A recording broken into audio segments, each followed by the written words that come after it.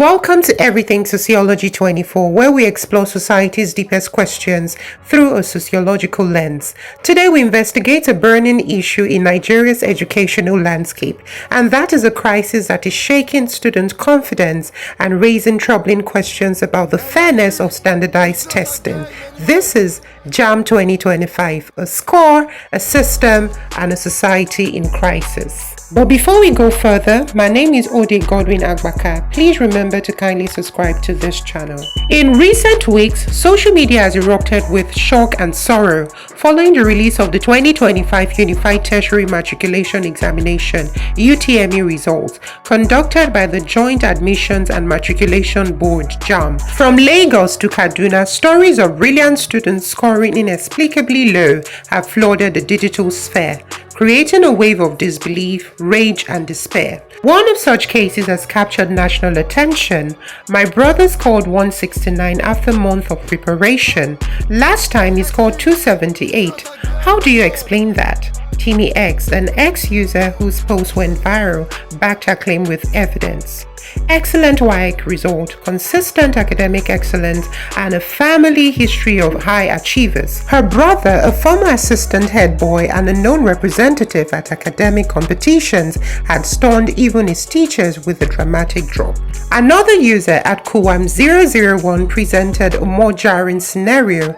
A student named Egbaze Victoria, who once scored 295 in UTME and earned 7 A's in IGCSE exams, came out this year with a jaw-dropping 132.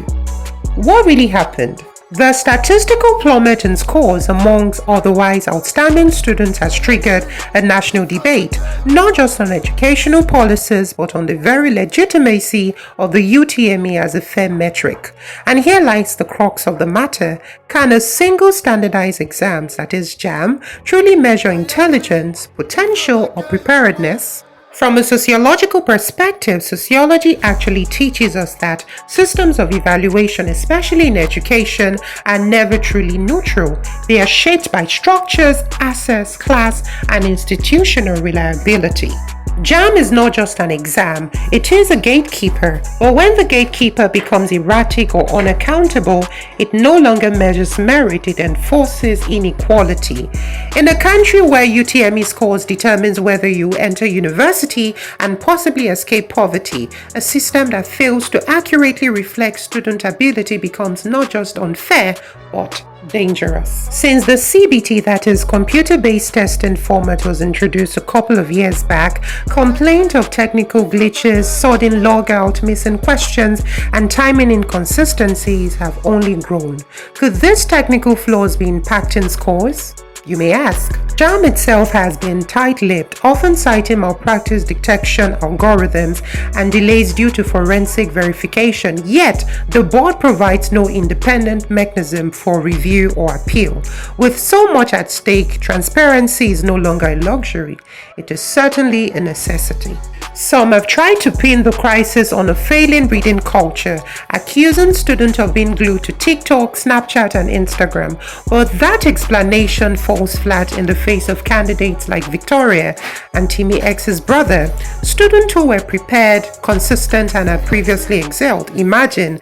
Instead, we must ask this singular question: is Nigeria's education system failing its most diligent students? Jamb itself, which was once a rite of passage, has become a mental burden for many Nigerian youth.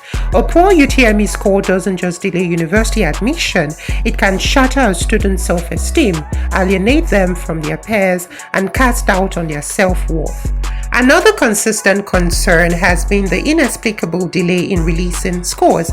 Students who wrote on the first day had to wait just as long as those on the last.